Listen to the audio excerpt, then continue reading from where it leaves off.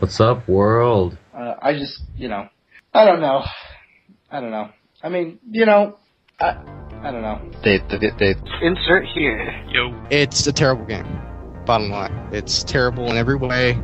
Graphically, it's terrible. Gameplay is terrible. It's just terrible. Angry Nick mad. That game sucked, and it's gonna suck no matter how many revisions they make, and it just sucked even more because they put a Connect with it. Angry Nick mad. Or if there's violence, I'll just laugh and enjoy the fun. Kaz Hazari. Kaz Harai. They just kind of got tired of Angry Nick on the first one and said, I'm going to pass. Oh, yes, I do. Precisely. No. I No. do all my work. No. And You guys are unfortunately, so I don't. cute. Oh, thank you. I try. I mean, let's face it, Mario, and to a lesser extent Zelda, is what carries Nintendo at this point. Always be radical. I love you, little podcast. You're the bestest thing ever. For the promise of the new Super Smash Bros. And the Zelda game, yes. You will not find a better story presented in any other game genre, in my personal opinion. Like, JRPGs have that. They have that story. That's what the entire game felt like. Oh my god, I want to bang my head into a wall. It's a podcast again? Can someone remind me? I thought it was a video game podcast. You're listening to the Game Source Podcast.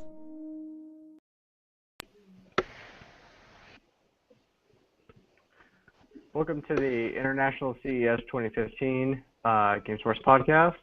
Thanks for joining us tonight. We have Gerald, Aaron, and Adam on. Thanks, guys, for joining us. Yo. Huh? Not a problem. Hello, Aaron.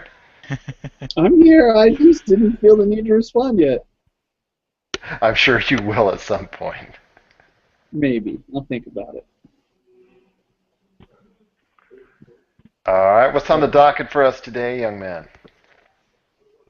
I'm not really sure what it has anything to do with Xbox One. It has anything to do with CES, however. I guess Xbox One raising its price.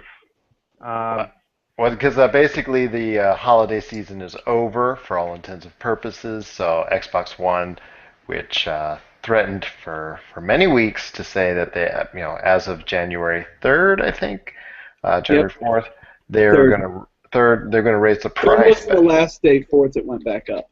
Well, that's yeah. Well, anyways, they've already raised the price back up to $400 again.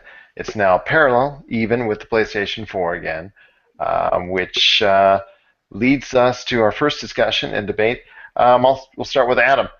Your thoughts now on Xbox One's move to $400. Do you see it as a good move for them going forward? It is softer point of the year as far as sales is concerned. They did have a strong last 2 months of the year, most likely capturing both November and December. Do you think it was a good move for them to go back as a consumer as far as it's concerned? So. Well, as a consumer, price raises suck no matter what they are. I mean, if they were able to afford dropping the price, I don't see why they couldn't have kept it there. It gave them an edge over the PS4. Maybe it was a break-even point for them, and I know because when the systems were first introduced and the pricing was introduced, I know an issue with both of those manufacturers had said that they wanted to have a profit margin right out of the get-go instead of trying to be dependent on attachment rates and software, because the 360 and PS3 at certain points in their history were at a break-even scale. Nick, as someone who has yet to buy an Xbox One, but was also talking about it back and forth when you were looking at buying either PS4 or an Xbox One, what were your thoughts on it going back? Do you see it going back sometime in the near future, or do you see it sometime, being delayed to maybe the holiday season about going back? Or will it go even further down once, they do announce a inevitable price change? I don't know. To be honest with you, I don't really have much of an opinion on that. I'm not much. Xbox has never really much appealed to me ever since their stuff that's historically they've done since E3. terms of price change for the console, I mean, obviously they want to get a competitive edge over Sony, so it's not something that's necessarily a new concept. Then why go back? Why go back to the $399? Well, I mean, maybe they feel as though they have enough of an edge to have enticed enough of the consumer market to want to purchase their system, or perhaps they feel as though they have enough of a strong enough lineup for their gaming software, whether that's first party or third party titles, to constitute, going back to the higher price. Like Adam had mentioned, it's obviously never a good thing for the consumer when there's a price change, especially if it's going in the direction that's going up instead of down. I don't know if maybe they just feel as though they've boasted a lot more confidence in their sales than they feel that they should have. However, if they didn't piss enough people off as it was with everything they did, I'm sure a price inclination is, or a price raise, apparently can't talk tonight either, price raise is probably not going to constitute anything good, probably in the consumer market. So I don't know what their brash of stupidity was in raising up the price again, but that's my opinion. Fair enough. And Aaron, because you were right in the midst of the Black Friday holiday season, as far as in that midst of the retail, those entities, several of them, as we have reported, and as I purchased, were selling the Xbox One as low as $329. Thank you, Walmart. It was actually $300 at some points during the season. Well, I mean, it was. I mean, if you factor in the extra gift card, a $50 gift card. Yeah. So, oh yeah, I'm buying a system. I'm gonna buy a game too. So it's really only $300 for the system. But I never saw it as a price drop to where the price was being raised back up, a couple of days ago. It was only ever a sale to me to $350, and we all knew it was going back to $400 in January. Well, some people thought it was actually going to stay, and they were just using that as a mild. They've never done that, though. They've never done that. Why would anybody think it would do that? Because no company has done that, where their holiday price didn't go back up at the end of, the beginning of January, and then maybe have the price cut in March or April to get ready for the kids getting off at summer. But the sales right now are, nobody's going to go out and buy a system at this point. If you were going to do it, you'd have done it when, Target or Walmart or Best Buy were giving, the $20, $25, $50, $100 gift card at one point for whichever of the systems you wanted. I mean, there were points where you could get a Wii U for $220 at one point because it was on sale for $50 off, and you could get a $30 gift card at certain stores. And a lot of places were price matching both. So it's just but Aaron, from taking it from Microsoft's standpoint, if you were in their consumer market division or marketing or whoever handles their direct to sales, and based on sales, evidence from your sales numbers showing that there was obviously a very strong increase in sales because of a price decline, shouldn't somebody in their marketing division go, oh, hey, wait a minute, obviously something is working here because now we see a spike in sales. So it was all because of the hype of the sale is with them saying it's going to end, which they said it from the beginning it was going to end at the end of the holiday. That meant people couldn't go, oh, I can pick this up in February and do it. No, they had to do it during the Christmas season. And I see that more of like a Macy's way of doing things. It's a little bit more expensive when nobody's going to buy it. And then when it is the season to buy video game systems, I'm going to put it on sale and people are going to think they're getting a deal. But that's really the price I wanted to sell it at originally anyway, which is what a lot of the clothing retailers do. I mean, quite frankly, quite frankly at this point I still don't even see a good enough reason for you to even go out and buy really any of the newer platforms, because I don't think I don't think the games, I don't think the software that's out right now even constitutes enough, it doesn't even warrant enough reason to go out and purchase a system. I mean, and quite frankly, even as a PS4 owner, I still feel strongly about that. And games like The Order and some of the lineup for 2015, Uncharted 4 and things of that nature, obviously warrant a greater reason to purchase a system. To have purchased it in 2014 just simply for the indie titles, and no offense against the indie developers, it's just even for Xbox One, even some of the major titles, Titanfall and things of that nature, really just did not constitute enough reason to go out and buy a new gen platform, and that's really disappointing for the first year of launch. I mean, well, you're saying that, but in the case of the PlayStation 4, they've sold, what's been reported be over 18.5 million units that they pushed to consumers. What else does the PS4 do though? Much like the PS3, and obviously now with the Xbox One, with the integration of Blu-ray player and it's pretty much an all-in-one media system. Obviously, people, at least my perception of it is, when you go out and buy a PlayStation 4 and Xbox One, you're obviously getting more than just a system. You're getting something that streams your multimedia. It's a Bluetooth capable device.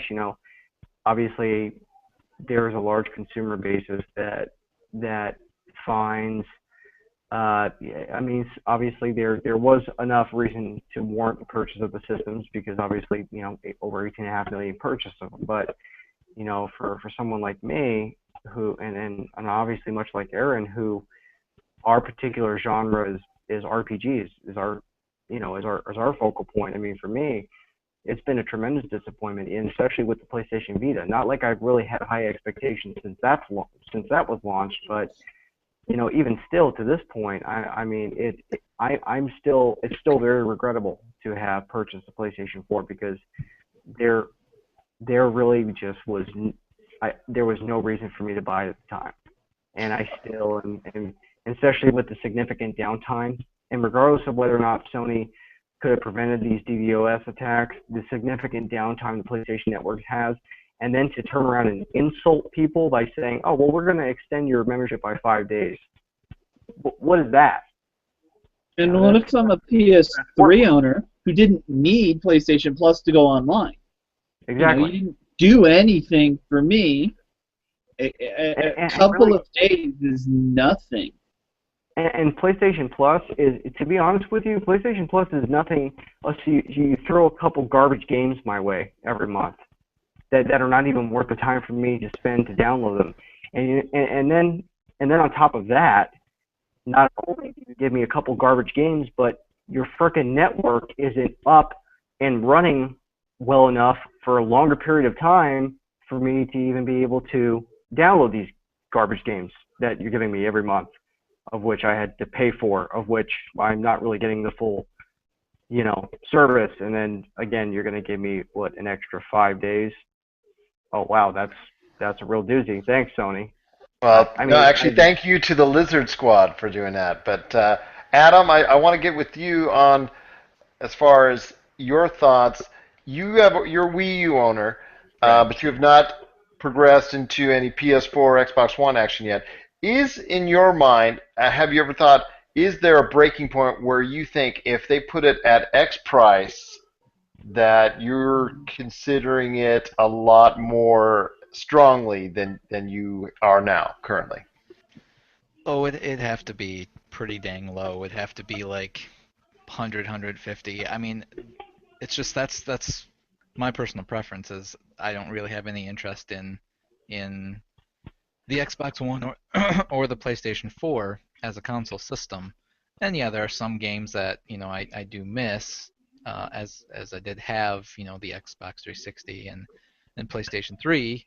Little Big Planet on PlayStation being one of them, but there's not enough of a quantity of games on those platforms that make me want to get those. So yeah, I have no real interest in getting them. So a price to me would have to be really low in order to entice me to even consider purchasing one of them. Fair enough. Fair enough. I mean, I agree with what Adam says. I don't think the price right now is my barrier to entry.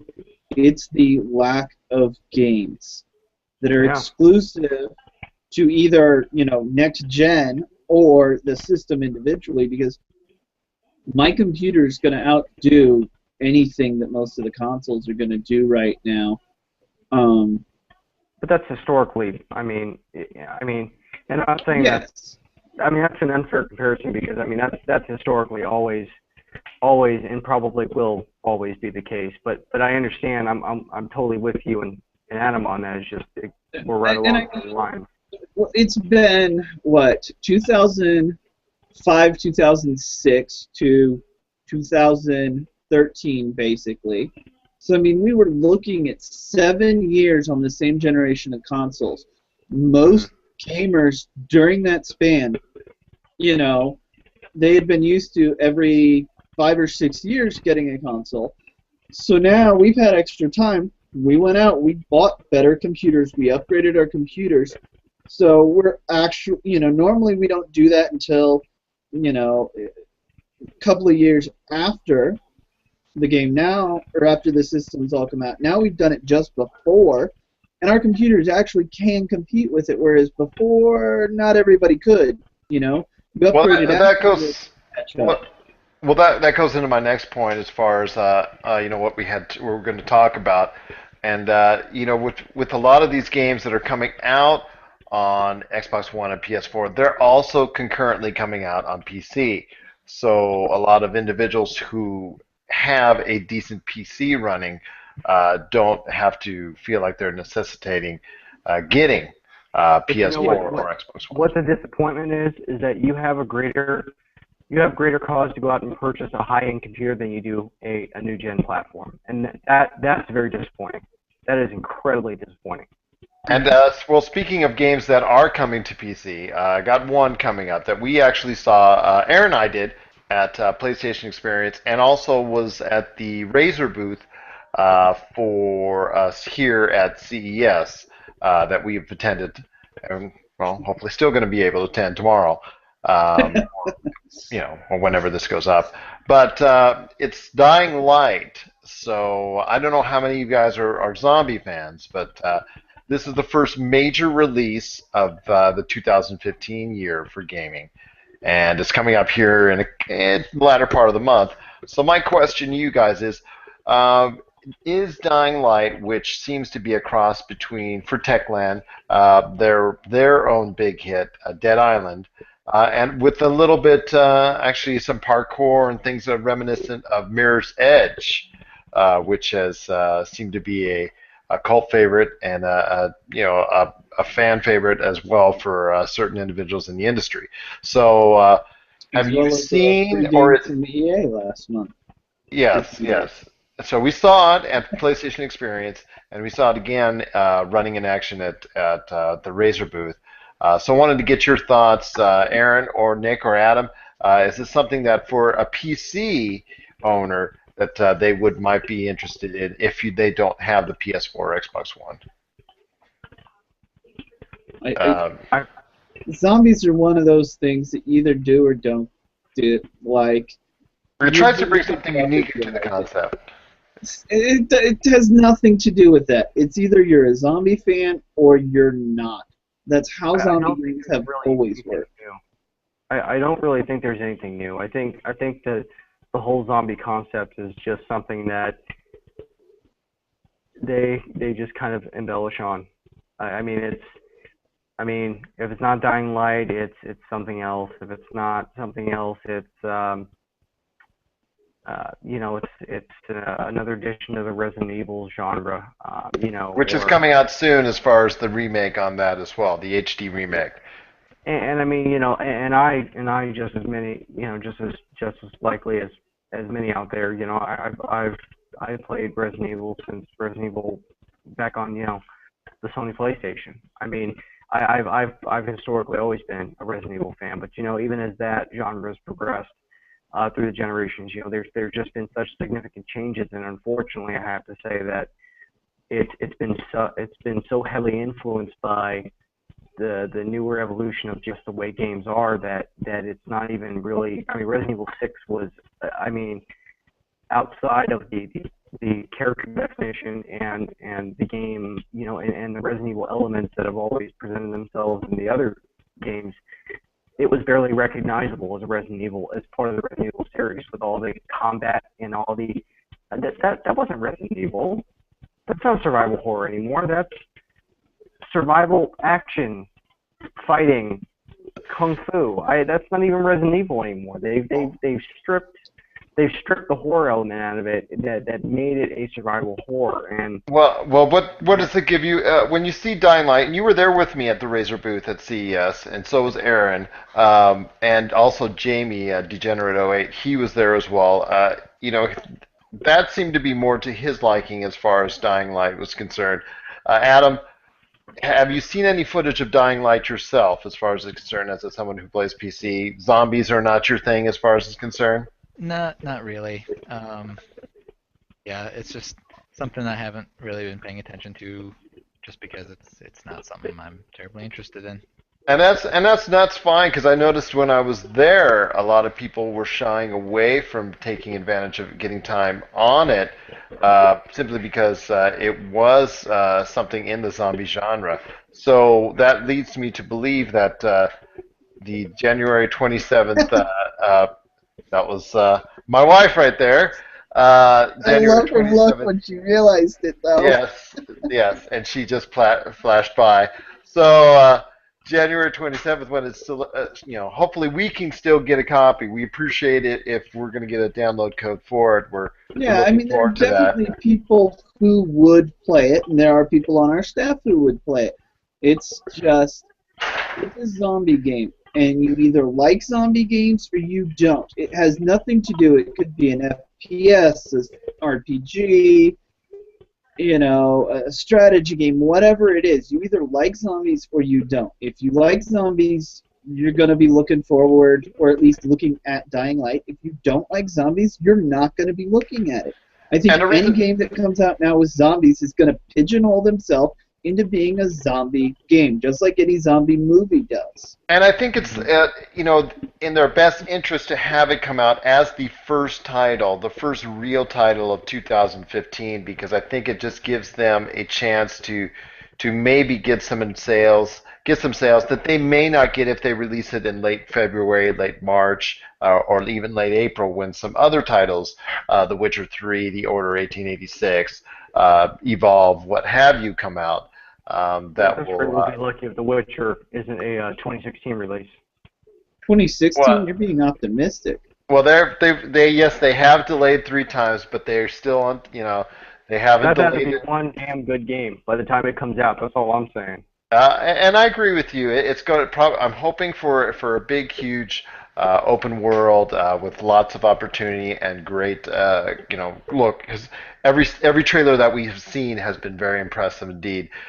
So I'm hoping that the scope may not have been more than they can chew or bite off as far as is concerned.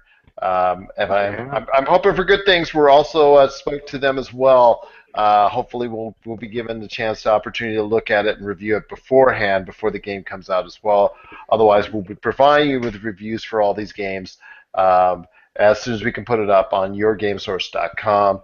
And then, well, another game that is going to be of great interest, and I talked about it real briefly beforehand, but we've also seen it at the PlayStation Experience, and we've also seen it a decent chunk that both Nick and myself played at CES, and which Aaron, you know, didn't exactly want me to do. Gerald did not play The Order.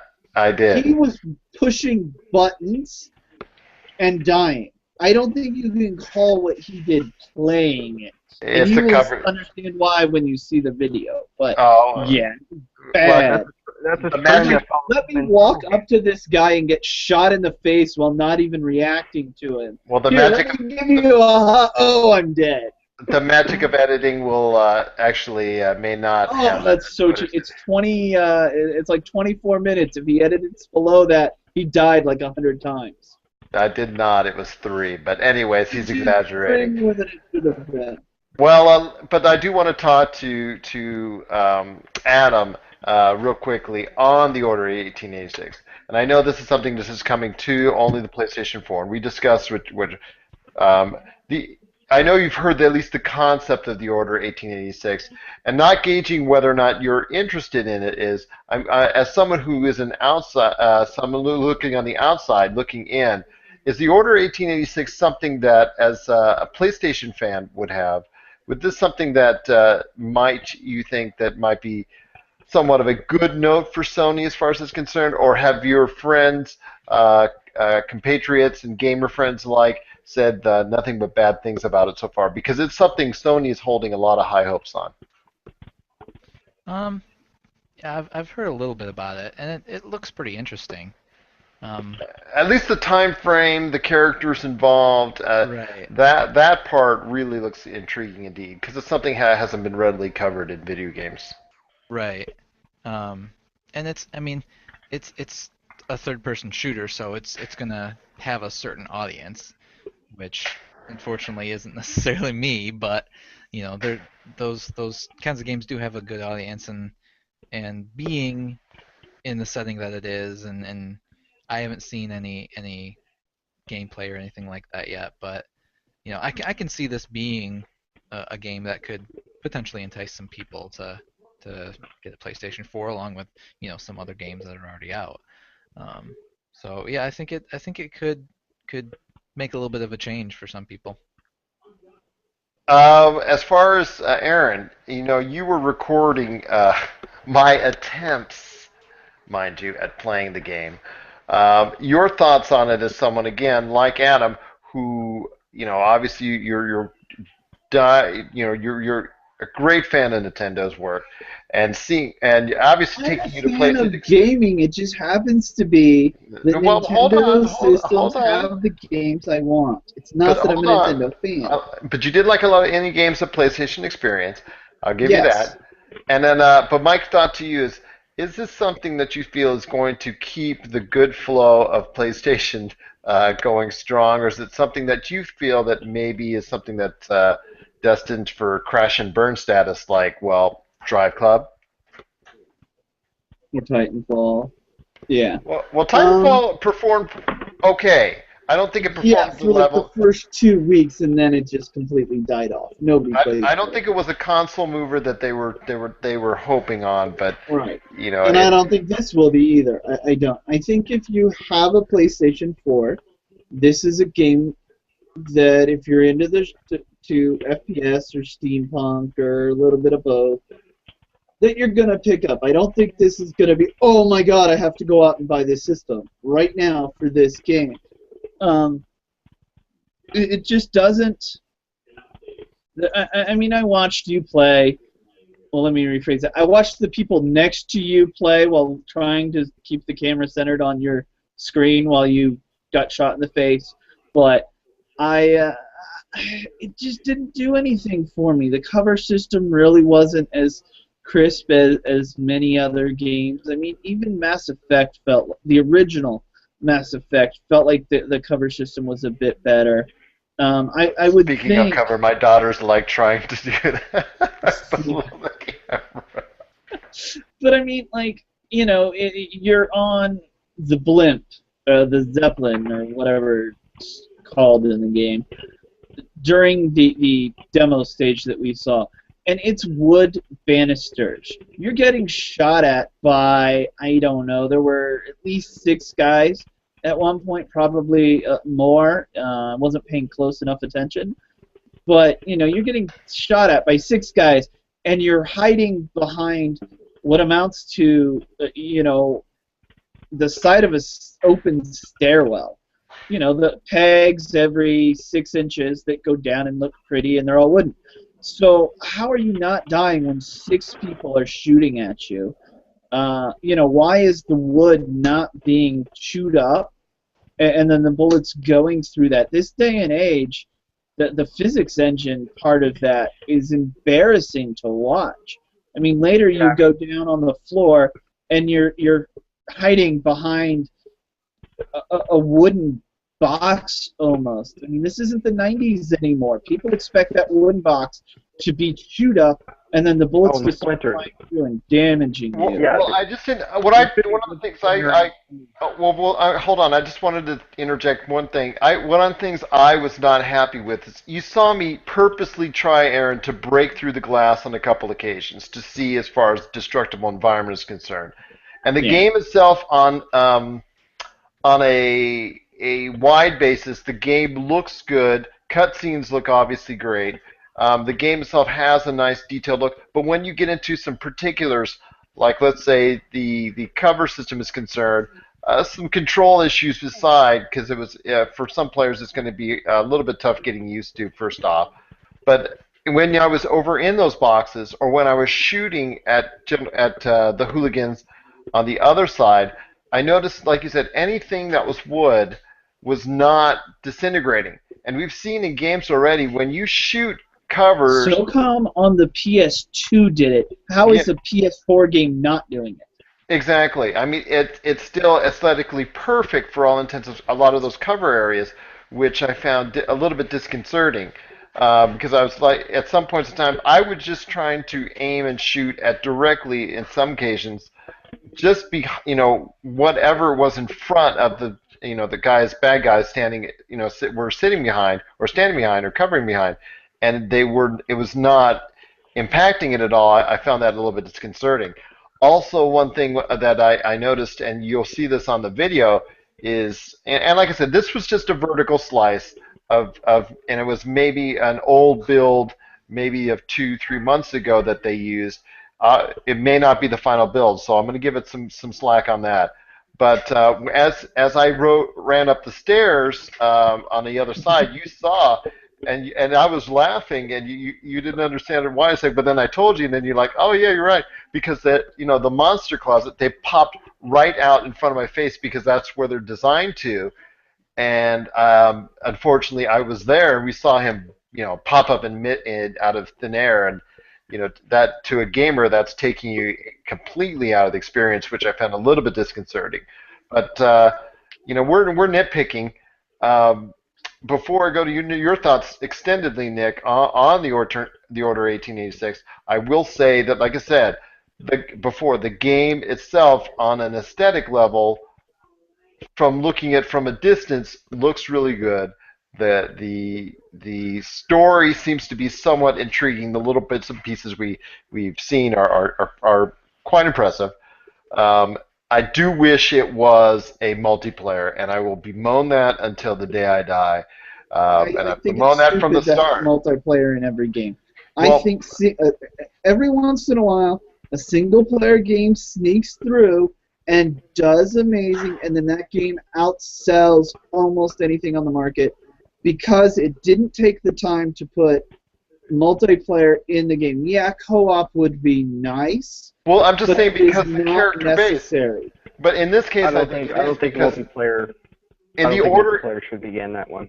In the Order 1886, when you have 4 characters on your cover art, and the 4 characters are promoted as far as intertwining story, and your protagonists are, whether they're NPCs or not, consists of 4, and you have a cover-based system that's very reminiscent of Gears of War, and they had a 4 player co-op and did it, back 5 years ago, 7 years ago. One has to question why that couldn't be done here, because a 4-player experience in this case. They can. They didn't need to. I don't. I mean, I know that yes, there are 4 people on the box, but that's just how like the last many RPGs have multiple people on the box, and you only play as one person? I mean, realistically, Aaron, The Last of Us didn't even really need a multiplayer. How many people play it? Yeah. I mean, that's The Last of Us is a single player, and it's okay. It is a single player experience, a phenomenal one, but it didn't need a multiplayer. The Order 1886 follows that trend. It doesn't need a multiplayer. You're exactly right. I mean, how many RPGs? Although those are different circumstances. I mean, oftentimes they have multiple. It's the genre, but yeah. they intertwine those into other gaming mechanics that otherwise integrate your ability to use all those characters. But the Order 1886 has no business being a multiplayer. It wouldn't be successful. I couldn't Who would disagree play with you it? higher. I couldn't disagree Okay, with you let's anymore. put play it? multiplayer in Uncharted just because It is going to be. there's other exactly, and they spent 6 months doing the multiplayer. I'm losing out on probably 4 single-player stages because they felt the need to put multiplayer in, which completely wastes their art assets, the time that those developers could have done to make the levels. They already know how to make single-player levels. Now we have to go program for multiplayer, have multiplayer levels. We have to balance multiplayer. And I'm probably losing a third of the single-player experience that I could have had if they did not put that in. Well, the only thing I say is when I say you have battles, like you see in our footage, you that we're going to post up on our YouTube GameSource YouTube site, and you're in the kitchen and you're fighting, and your NPC is fighting with you, and obviously he's not hitting anything outside, and it's not like you need the help. And nor am I trying to correlate that it's so overwhelmingly difficult that you need the help. I'm just saying when you have an NPC that's there with you, standing next to you, and being part of the story, interacting, sometimes it would be nice if you were given the option. If I could say, "Hey Nick, why don't you play this with me so we can experience it together?" Or if you have 4 protagonists, given the option to have 4 protagonists join you in this quest, because it seems to be the story seems to be catering. But now I have to What you're saying, though, every single level around multiple people so that I can have this co-op experience, which absolutely was horrible in Gears of War, the original one. But let me interject here for a second. So what you're saying is you're talking about cooperative multiplayer in the single-player campaign, not a multiplayer independently like Uncharted. Yes, because if that's what you meant, then I have to agree. I think allowing other players to be able to jump in the middle of the game and make the single-player campaign a cooperative effort, that I wouldn't be opposed. I thought you were indicating. No, not a multiplayer arena. Everybody shoehorns that in. That's fine. Uncharted 3 did it fine. It did it great. I was still impressed with that. But no, as far just co-op alone, they don't need a multiplayer Crucible type deal and all that. No, I'm just saying like an experience. I must misunderstand. Gears of War, the original Gears of War, you went through the entire campaign, and Marcus is there with. I think it was Marcus. It is there with you. Or maybe you're Marcus. But I mean, it was the 2 main characters were there. Yeah, Dom. You're Marcus Phoenix.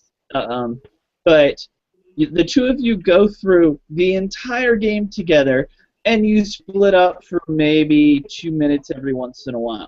But basically, the whole game they're there. There's never that sense of I'm alone in the world. I'm going out there and doing something on my own. And having people come in once in a while and help is okay where the story allows for it. Like that part, the story definitely allows for it.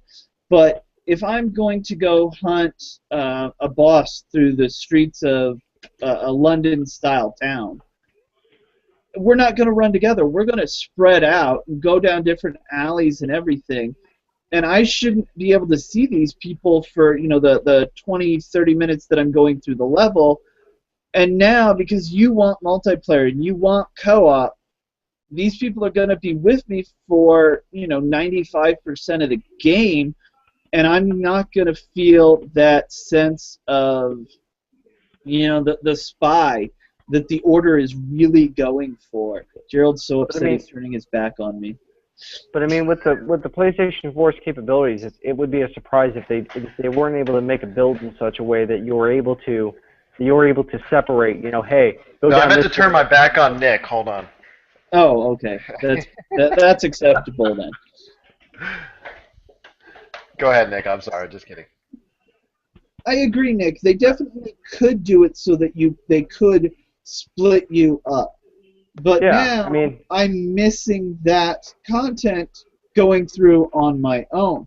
I mean, if they had a second storyline going where you played as 2 or 4 completely different people from that main protagonist, and even if they are people who show up during the game, some of the other protagonists that jump in and help you, I still don't think that my single-player, by-myself storyline should be affected because people want co-op. There are so few single-player games anymore, and co-op really has ruined quite you a should few be able to. shooters. But look, here's this for instance though. How about if they built a component in there where you could choose whether or not you wanted people to jump in or not. You could turn off the ability, like Plants vs. Zombies Garden Warfare, for instance. You can go on and create a match, and you could choose whether it's a public match, or you can choose whether you want to do it independently. If they adopted that same That's concept, still going to you can affect toggle the that on and off. storyline. But I mean, if for instance, if there was a level that if there was a level you were just going, man, I am just having such a difficult time getting past this boss battle. Let me see if I can open it up to one additional person to jump in and help me with this. If you got your buddy who comes online, hey, yeah, I'll give you a hand with that, and then go, all right, later, and then the storyline would just continue, without altering, that additional character coming in to help you for that cooperative effort to beat the boss wouldn't impact your storyline. You would be able to continue to still go on that single player storyline. You were just able to pull in assistance when you needed to. And I think if they toggled that wouldn't ruin that experience. The way the order is built is you're almost like a steampunk era James Bond at parts. You're going, you're pretty much, yeah. And Bond and those style of spies do not work in teams very often. Yes, they call in somebody for help. Like when you're in the kitchen, you go through, and then I'm sure, as we've all seen, the thing collapses on the guy, and he holds it while you dive through, and then you get split up again. For now, to add multiplayer in, you're no longer having that moment where that guy, is split on the other side of you, and you have to go through the rest by yourself. It's still, he would then have to go through with you for that second person to go through, or they would have to add a second level, or at the beginning of that level even, you're the only one there and people meet up with you, and no matter what, the moment they add co-op into the game, the narrative completely changes because they have to have so much. Either the co-op people have to come in and join you, and you no longer feel, like the spy that the world depends upon. You're now the team that it depends upon. So you're either losing a couple of single-player levels so that they can make the second-player levels going on, or these characters are coming in and ruining that single-player stealth experience. Yes, they built the game with multiple characters, but they're cameos more than characters. Well, all right. But hold on, wait. But one final word, and then we can go on to CS now. Okay, last thing. But Aaron, if they built the game in such a way, let's set aside the cooperative efforts apart. Let's just set aside cooperative multiplayer side. If they still built, that's just the way they made the game. Whether co-op or multiplayer is a factor in any of that, you're still progressing through the game with the assistance of, your team. So, really, in essence, whether or not you have those people with you, and whether those people are non-playable characters or playable characters by choice, they're still moving with you through the storyline. So, really, in essence, that's just the way the game is made. So, are you suggesting that instead of they should have adopted more of a Metal Gear Solid, more tactical espionage kind of system where it is just you? Because if that's the case, kind of like Metal Gear. Yeah.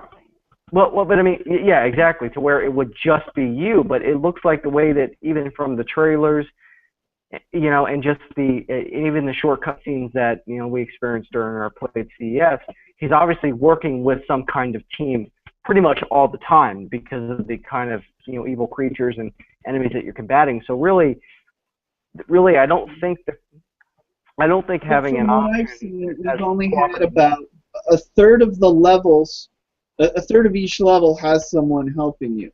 So now we either have to have them the entire level so that it makes sense to have a co-op the entire time, or the second player is only there for a third of the level and they're sitting there waiting for you to do something, or they have to build another 2/3 of the level for the second player to do while they're away from you, which again is going to cut away from my single player experience, and I'm going to lose levels. For them to be able to do what you want to do, we have to lose something. It's not a, let's add this on. It's a, what are we taking out to gain that? And that's my problem is they're going to take away from my single player experience, whether it's, they add in the second character the entire time, and I lose the badass spy aspect, or I'm going to have to lose some levels so that they can build that second player experience. I get that, yeah, it would be nice to have. Do not get me wrong. I'm not saying that that wouldn't be good, but or the third option is the game comes out next year, and then we get everything. But guys, that's not going to happen. It's coming out late next month. It's in a month. Yeah. I'm hoping that's the choice they made, and it's the right choice. And for what they wanted to do. Well, we'll definitely take a good look at it when it comes out next month. Like I said, we're going to definitely provide a review for you right here at yourgamesource.com. But I want to move on to what Nick, Aaron, and yes, Jamie for a bit have been working on, walking through floors and schmoozing and kissing babies and making backstage deals. Nick was actually punching babies. Yes, and watching people steal stuff and that was awesome. That was just incredible. But anyways, Game Source has been all over the floors at the International CES for 2015. It's been a great experience so far. We're truly blessed to be there. But I wanted to get the thoughts from Adam as someone who has, I'm sure, been tracking as far as all the things that have been going on. Your thoughts on CES as far as what are the kind of things that if you get the opportunity to go, what were the kind of things that you would be looking for if you're there, seeing that CES caters to so many different facets of the industries that are out there? I always love seeing a lot of the new stuff that they do with TVs and cameras and whatnot. I know a lot of the things that people are doing is they're introducing 4K cameras, all that kind of stuff, 4K TVs, and while I don't necessarily have a use for that yet, I do always love seeing what they come out with, because in some ways that does shape what's gonna kind of filter down to some of the other technologies. Like some of the benefits that these 4K TVs have can filter down to your standard 1080p TVs and make them either more energy efficient or make the picture better and all that kind of stuff. So, and that's something I wanted to talk to you about because as someone who really appreciates the finer electronics that are out there, is 4K will become the standard. 4K will be sooner, more likely than later, the standard that 1080 is now in the industry. It's going to take some time to transition over. Obviously Blu-rays are told or probably later this year for 4K Blu-ray players. We saw those prototypes out on the floor. The TVs are already out in abundance, and the price keeps on going down and down and down on 4K TVs. It's just, I'm telling you right now, Adam is somebody who's right there on the cups as far as you keep an eye out on everything as far as tech-wise. Is this something that you're really, really intrigued by as far as how detailed these type of products can get? Yeah, it's always good to follow it, and like you said, it's gonna take a while for 4K to be the de facto resolution. I mean, it took even a while for Blu-ray, I think, to get the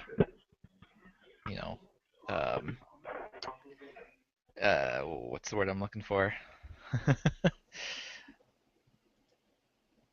far as the type of evolutions of the actual market penetration. Yeah, There you go. When Blu-rays first, and I remember this when Blu-rays first came out, I bought a Blu-ray player for $300.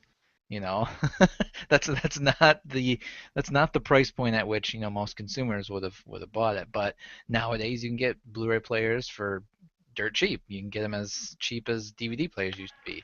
But it took quite a few years. This was probably around 2009, so that's at least 5 years in the future, and even then, that's since that was at a point where Blu-ray players and whatnot were available to the regular consumer, and I don't think there is much. We have 4K TVs, but I don't think there's much that you can watch on them. I know Netflix streams 4K, but And I know really, DirecTV just sent out its satellite as far as being able to go ahead and start sending things out to viewers in 4K. I Right know now, the O box from Snail Games. If I recall, was going to be 4K. that's correct. Being able, the capability of having it, being able to stream in 4K. I look forward to it. Obviously, it's like you said, Adam. It's going to evolve, down the line, and I think it'll evolve faster than 1080 being the standard, because it took a while for people, North America primarily, to get to have that become the standard. Our time on the floor, I've seen quite an abundance of things that are out there. Hopefully, if you've checked our Game Source Facebook page, you've been able to see a lot of the photos of some of the action that's taken place. We've interviewed quite a few people that are there, as far as from different accessories, different manufacturers. And then also as well, Stern Pinball. Mr. Stern himself was a great pleasure to talk to, as I know the guys were really excited for that. I did want to ask, in amongst the wearables and all the headsets that we saw, and all those things that are out there, the drones. My gosh, there were so many drones. Just felt like Drone City for a little while there. Felt like Drones. I was in Afghanistan. Yeah. Exactly. There's VR. Okay, here we go. VR headsets. This is mount a Gatling gun on one of those things. Yeah. Everybody wanted to bring out a VR headset this year, a Well, drone. it looks like the Oculus Rift put out their new prototype too. Yes, and there was a line going around the booth. We wanted to make an appointment with them for a little while, but all the guys said, "Well, I get sick when I put those dang glasses on the myself." So, God forbid we want to go ahead and do that. But yes, the line was going and looping around the Oculus booth, so we decided against that.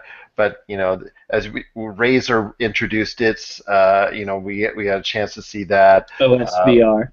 Yeah, and then there was at least 6 to 10 other companies out there that had their own VR type glasses, whether they were really small startup companies or larger, well-known names. Indeed, a lot of wearables, and even trying to get gamers to buy wearables, with PSN and Xbox notifications, that you can get right on your wearable, which is, I know every gamer needs. Yeah. And then you also had, everything curved. Everything's starting to get curved, which actually I think is a good place for the industry, because really a lot of those sets and monitors now, Adam, as well, a lot of PC monitors really starting to look real sweet. And I know Aaron, as a hardcore WoW gamer, a nice curved monitor might be something that definitely you would be looking forward to as well. A lot of great headsets, so hopefully we'll be reviewing a lot of great headsets down the road as well. There were definitely a lot of headsets that I want to try out. Got to try a bunch of them out there. Really liked some. Other ones, it was like, oh, God, can you shut up? I want to walk away. And then there was one guy who did walk away, but we're not going to discuss him. Yes, well, we won't. Yeah, it was just a bad company to be with, to go there and waste our time like that. But we don't discuss that.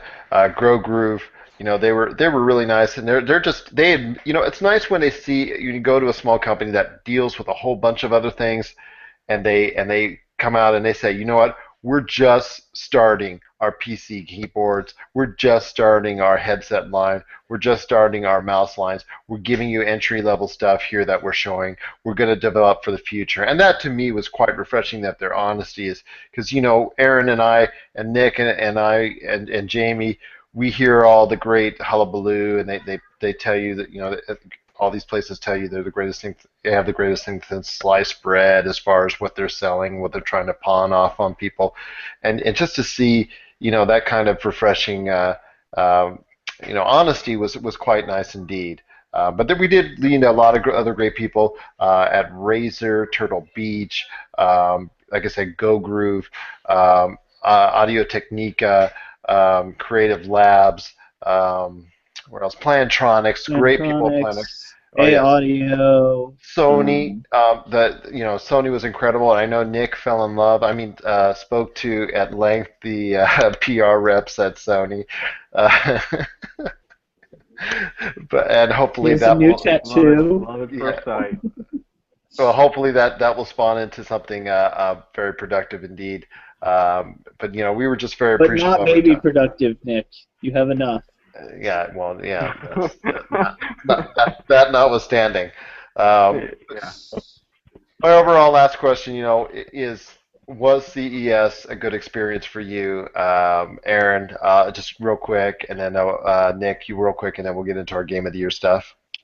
Not particularly. I was not really impressed with. I mean, I went there for gaming, and there really wasn't anything that blew my mind. I mean, we saw 3 billion VR headsets and a guy walking around in a VR headset with a pad on the ground that tracked how you walked and which direction you were facing and how fast you were walking, and it was kind of that looks like too much effort for something that I would want in my house. That might be cool at like Disney or a theme park when I go there, but that's not something I want in my house. I don't think any of the VR sets that I've seen are anything that I want to put on my head and play day to day. I think they're all still in the land of novelty, which to me means I wait in line for an hour at Six Flags or SeaWorld or Disney or whatever other theme park there is that's going to pick up that type of tech. But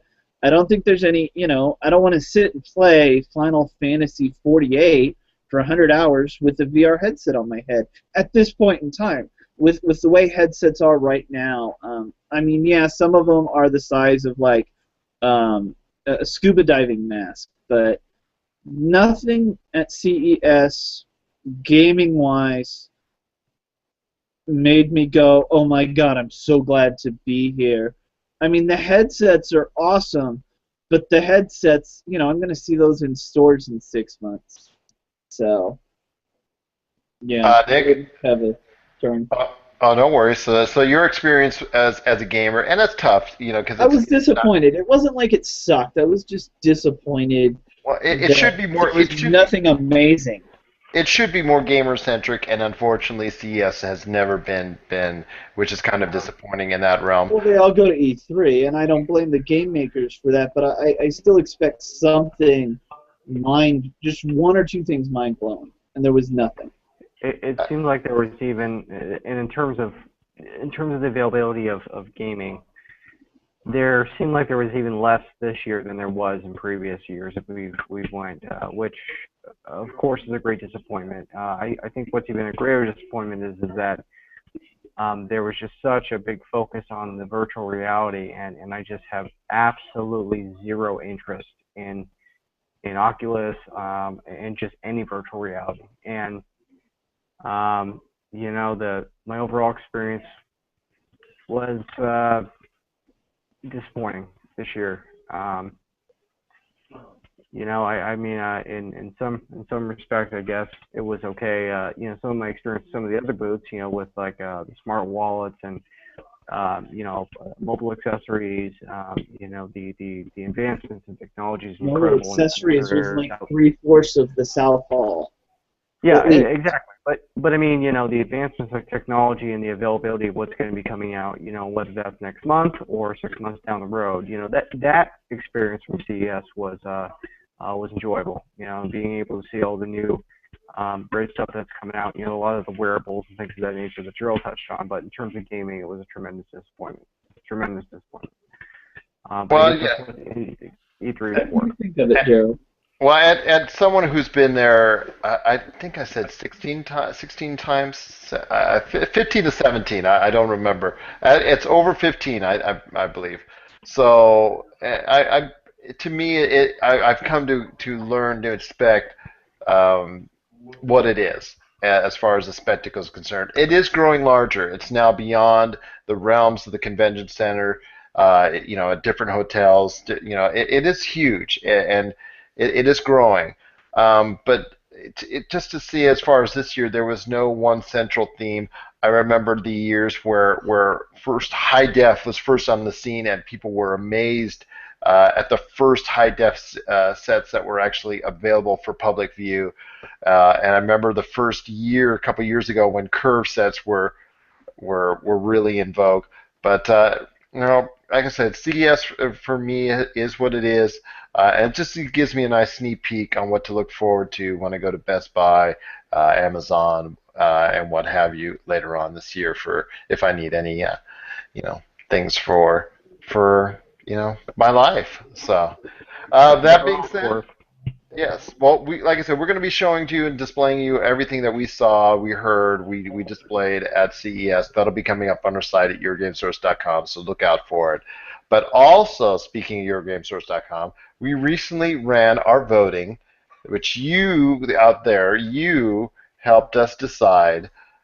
Yes, you guys too. But you guys out there and gals out there helped us decide. Yes, that was better. Yes, much better, Nick, than I did. Decided our game of the year and our best of 2014. So before we go into our discussion on our own picks for game of the year, I wanted to congratulate publicly who our winners are for the best of 2014. So my congratulations goes out to, first off, of the big three, who did the best in 2014. Congratulations to Sony. Was the voting for our fans and our staff out there. The most anticipated game upcoming this year is Uncharted 4. The best mobile game or handheld game, either which one, is combined in one category with us, is Child of Light. The best Wii U. Hold on. The best Wii U game is Super Smash Bros. For Wii U. The best PC game was voted as Middle-earth: Shadow of Mordor. And the PS3, PS4 game of the year was Dragon Age Inquisition. The best Xbox 360 and Xbox One game was Destiny and Titanfall. And our overall game of the year, as voted by you out there in public vote, and along with the help of our staff as well, was Middle-earth: Shadow of Mordor. So congratulations to Monolith and Warner Brothers for that prestigious honor. It was a great pleasure to do it, and we had a lot of discussions, as Aaron and Nick and Adam can attest to. We had a lot of discussions behind the scenes. Sometimes it didn't get so pleasant, and sometimes it wasn't so nice and friendly, but it was what it was. And you get a text at 3 in the morning that says, "I have a headache." Yes, something like that. We go for blood here. Yes, yes. And there was a lot of blood spilled. Normally Gerald or Nick's blood, though. Yes. So that being said, I know it's not, these choices were not exactly the same as some of our staff members. So, Adam, I want you to tell me what reached out to you in 2014 as far as from your perspective is concerned, real quick. Well, I mean, in terms of the Wii and Wii U, Mario Kart and Smash were, I think, for a lot of people, the pick of the year. I personally, I'd like Mario Kart a little bit more, so that would be my pick for the game of the year for the Wii U. And I've got a handful of other games for the Wii U as well, and most of them are pretty good. I played a few of the other releases that came out, but I always came back to Mario Kart. In terms of the PC, I mean, there's quite a lot of stuff that came out, and obviously, I think it'd be hard for somebody to play, everything that was able to come out. There have been some really good games that came out. Most notably for me, at least, have been, and I know this first one's kind of cheating a little bit because it was an OE exclusive, but Towerfall uh, came out for the PC, and that game is great. I love it so much. Um, Banished came out, which is a game that was in development for a long time that I had followed, forgot about, and then rediscovered. I've got who knows how many hours logged into that. And then the Banner Saga, which was released as a multiplayer game, maybe in 2013, or maybe. No, the Banner Saga was last year. It was a 2014 release. It may have been in it may have been in a alpha or beta stage, but it was technically considered for a 2014 Game of the Year by many publications. Right. The Banner Saga itself did come out this year or last year, but they had released the Banner Saga Factions, which was like an online, you're fighting other people, and that came P out. versus P. Yeah. Yes. That came out, I think, either like 2012 or 2013, but the actual game, with the adventure mode or story mode, whatever you want to call it, came out, and that's been really good so far too. So. For me, I would have to say that I think Towerfall is my game of the year, which I know is again kind of cheaty because it came out for Ouya before that. So if not that, then I would have to say Banished would be my pick for PC. So. I kind of have a tendency to agree with you on Mario Kart because I thought as a better experience, I thought more people were into that. I know everybody initially was really ramped up when Smash Brothers came out, but I think once people played the tour mode, the World Tour mode, a lot of people started to dump on that aspect of it. Whereas Mario Kart 8, the battle mode, I don't think people were dumping on that as much. But that's the only thing that I can say against it is the battle mode. Being on the regular tracks is just it's horrendous. Yeah, and the same thing. So they're both great experiences, but they have that one little flaw that just takes some kind of perfection, from that imperfection. I know Bayonetta 2 was also highly thought of as well in the Wii U category. And so that leaves us. You know what? No. Bayonetta 2 is an outstanding action game. I'm sorry. I rated it very highly, and I highly recommend it to anyone who truly enjoys a well-made action game. Incoherent story aside, but really, you disregard the story right off the bat, and you just want to play the game. It's a great game. But that's, be that as it may. What is your thoughts on your favorite games of 2014, Nick? You know me, Child of Light. Well, it won our best handheld mobile game, so it definitely was a great title indeed. But what else seemed to strike your fancy? Oh man, that's hard. There really weren't very many good games. To be entirely honest with you, I'm not really sure. I couldn't tell you. I mean, the only one that I really found, that was really enjoyable was Child of Light. I mean, there was just something about that game that was just, significant for me, and it definitely warranted a purchase. And I don't really have a secondary. I quite honestly, I haven't played Middle Earth, so I can't really attest to the quality of that game, especially in consideration of being a game of the year. So, I'm gonna kind of stick to my guns on Child of Light. Obviously that game hit home. So. Oh, no worries. But if you do get a chance, all three of you on the PC or the PS4, Xbox One, what have you, Middle Earth Shadow Mordor is a tremendous experience indeed. But before I go into that, Aaron, I want to hear your best of last year and what you thought, or what moved you last year as far as games are concerned. most of Because mine were portables. you've done a great job, an outstanding job of finding games that people don't normally think of, especially when it comes to the Chemco series last year and whatnot. Yeah, Android. I think it finally came out for iOS last month or November. I don't remember, and it was November or December of last year. But Sol Historica was absolutely amazing. It was very. You were gushing for that for Yeah. days on end after you sent me that review. Yeah. People seriously needed to go out and buy that. And then Amazon actually gave it away for free for a couple of days right before Christmas. If you owned an Android, and I know I was spamming the Game Source Facebook page with that a couple of times. It was like, go out and it's free, just get it. Sol Historica was probably the best mobile game I've played in a while. I'd say it was, like almost comparable to Chrono Trigger.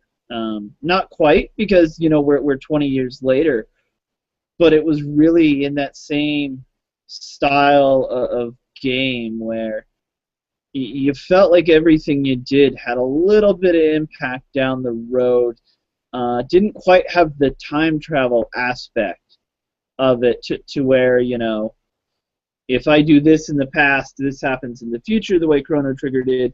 But it had, multiple paths, and each path was completely different. Characters who, aren't in your party for one path and are your enemy in that path, in another path are your ally, and one of your old allies is your enemy. It had multiple endings, multiple plays, and it just, to me, it shows that mobile gaming has the potential to be amazing. There were some other games that on mobile devices that were really good as well. Illusion of, I can't pronounce it, starts with a Falsia, something like that. That was almost on par with any PS1 game, even some of the later PS1 games. Just graphically. What were some of the console games that, or a console game that might have moved you? Or Bravely Default for 3DS, if you're an RPG fan. We got 2 Professor Layton games. We got Fantasy Life, which is freaking phenomenal for the 3DS.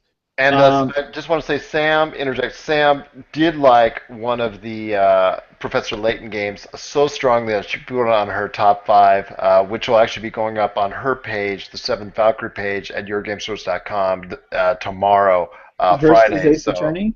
Or the Azran?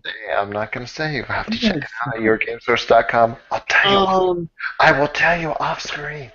Okay. But and then there was nothing on PlayStation or Xbox that blew my mind. Nothing really was made me jump up and down for it. Yeah, that's what I figured it was. And then, the Wii Smash and Mario Kart came out, and Bayonetta, but Toad's Adventure was also pretty damn cool. And then PC, I think anybody who knows me is not going to be shocked when I say World of Warcraft, Warlords of Draenor, or Hearthstone. Even though to me Hearthstone really came out last year, or 2013, its official launch was April of last year, but to me it was really a 2013 game. But to me, I probably played Hearthstone as much as WoW, especially since it came out on the iPad and then at the end of the year the Android. And there were times where I was leveling up in WoW and I was playing a game of Hearthstone on the iPad. So Blizzard really won PC for me this year. Especially with Warlords, the expansion being so amazing that I couldn't even write about it. Like, I sent an email, review 10/10. That was it. That was the whole review. And then But I No, mean, go they ahead. had the 10th year anniversary, which, doing Molten Core again was amazing, even if looking for raid is horrible to play with 40 random people.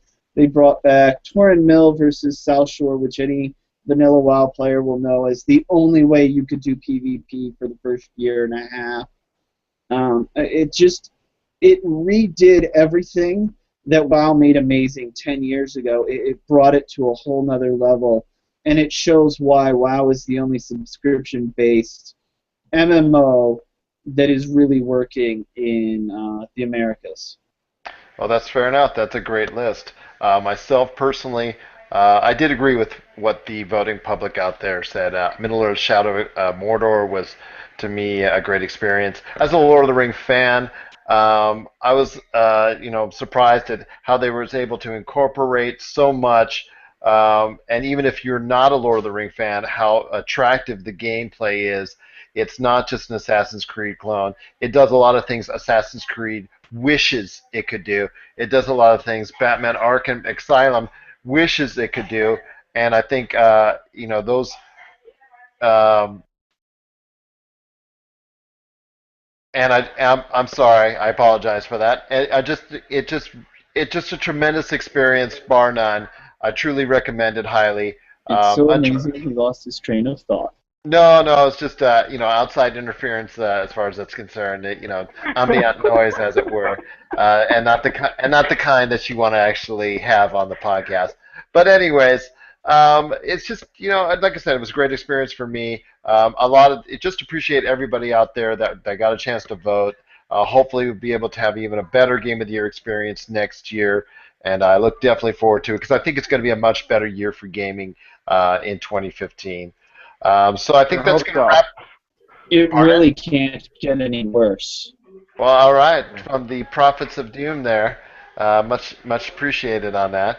Um, so any last thoughts before we go on stuff that you guys are working on? Adam, I'll start with you. I know that distance review, everybody should take a look at distance as far as it's concerned, if I'm not mistaken, correct? Yes, I highly recommend it. Um, had it been officially released, it would probably be a contender for Game of the Year for me. It's really fun. If they get a chance, people out there, you need to go to our YouTube page or actually honoryourgamesource.com review, and you will see Adam's actually streaming video about an hour worth of distance, and that doesn't hook you. I don't know what will. Um, Aaron, I know you got some CS thoughts and some thoughts on the Trident case that you got for your Samsung, and a lot of things that you're cooking up, along with connections to a lot of these PR people to get some great stuff down the road. What do you have coming up very soon for our listeners, followers, readers, what have you? The end of last year, or maybe the beginning of this year, I don't remember quite when I did it, but we had a stream of Chroma Squad for about, I want to say, an hour and a half of it, even though my sound cut out. I'm going to blame that on Nick getting angry. Uh, Chemcode just announced a new iOS game today, so hopefully in the next week and a half, I'll have a review up for that one. It's Dead Dragons. It had already come out on iOS or on Android, but I prefer playing on my iPad, so I wait for them to come out on the iOS version, and that just came out today. A lot of contacts with headphone people. Go Groove was really excited to meet us and was trying to shove product into our bag basically while we were there. A lot of the people from PlayStation Experience are just they got back. The holidays are over. They're settled back in from their trip to PlayStation Experience, and so we're getting a lot of requests that way. So hopefully we'll see a lot of PS4 and Steam games coming soon. And no, so that's a lot of stuff on the queue, and we appreciate everything that that you're sending out, and we put it out on yourgamesource.com. We're also going, hopefully, with a new site developing coming up in the near future, which we're going to have a new look, hopefully, down the road, and it's going to be sweeter than yourgamesource.com has ever been before. Well, I just was trying to give the little spice up there. But anyways. It looks good, and the navigation is much, much more fluid. Fair enough, and hopefully be a much better experience for our consumers out there, and we look forward to the feedback when it comes. It's not really Nick; it's all his idea. And and when we roll it out. But kudos to Adam for being able to get that underway. And last but not least, Angry Nick, I leave it with you because I know your laptop battery is running low, and also your Angry Nickness is running low as well. We're running high. Yes. What are you working on as far as it's concerned? As far as working with those Trident case reviews that we're going to post pretty soon, and what else you got on the burner for us? Well, you don't want to spoil all the surprises. However, in terms of what and kind of tailoring what some of the stuff Aaron's working off of. Obviously, we have some stuff cooking up in the works with companies like Razer and Snail Games USA. Obviously, Turtle Beach. We have some smaller folks with some of the new innovative technology that I was kind of touching on earlier. Not going to drop any names on those companies yet. I want to make sure that we're able to secure those relationships first. However, we may have some cool stuff coming down the pipe, like new technology related to smart wallets, new ways of securely handling your money and things of that nature, which, although it's not necessarily gaming related, it could serve as a great benefit to you gamers out there in terms of the way you purchase your stuff in the future, especially with all the recent cyber terrorism and things of that nature that are going on. So that is obviously something that could be a significant factor for you folks out there. And you can look at here at yourgamesource.com to provide you the tools and resources to provide you the means to hopefully prevent that kind of stuff from happening to you. So, but we have a lot of Well, just having you on the screen is cyber terrorism enough for me. Thank you for that. I've been waiting 30 seconds to pop that on you. Well, that's got a great that stuff. That explains the crack in the screen. Yes. But there's a lot of great stuff that's coming on the pike for yourgamesource.com. So for me, Gerald, better known as Yes Elvis Lives, guys, we'll start with Adam. All righty. Been a pleasure. Anything last words? Nope. I'm just thanks everybody for joining us tonight. That was Nick, Angry Nick, and then Adam was here as well. He got to interject something. And I apologize. Let Adam have the floor and say goodbye to everyone. Oh, yep, I've been Adam, and it's just Adam. I don't have a fancy nickname. Okay. And then last but not least, OSU water polo himself, Aaron. Any last thoughts? No. Okay, on that strong closing note, let's just once again, if you get a chance, follow us on Twitter at GameSource. GameSource on Facebook, and your friends at yourgamesource.com. GameSource on YouTube. Thank you for listening. Thank you for watching, and hope to see you again in real soon. Thanks again. Do you love games, breathe games, and bleed games? Then this is the crew for you. If you are interested in editorial, podcasting, live events, and exclusive content, make sure to hit us up at info@yourgamesource.com and become part of a team that is dedicated to delivering all the greatest and latest in gaming news and content, all here at yourgamesource.com.